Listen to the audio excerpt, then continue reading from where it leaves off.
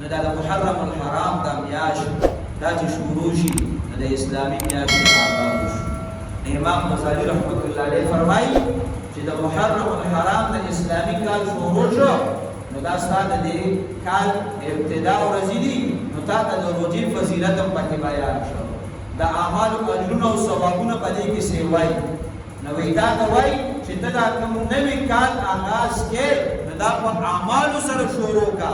چې ستا ټول کال په نیکو اعمالو باندې منور تیر شي،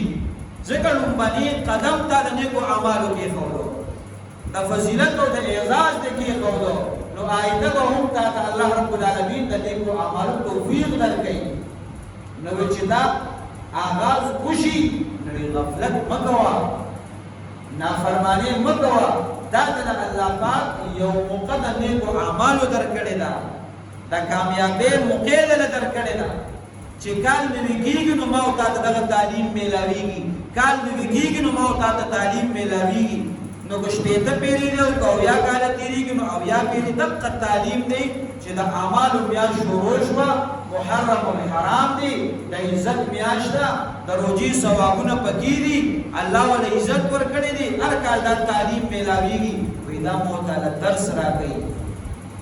وایي دا د نیکو اعمالو لومبنۍ پوړۍ ده، دا سمه کېده. نو چې لومبنۍ پوړۍ دې سمه کړه نو امید دی چې نورې پوړۍ به دې بیا سمې.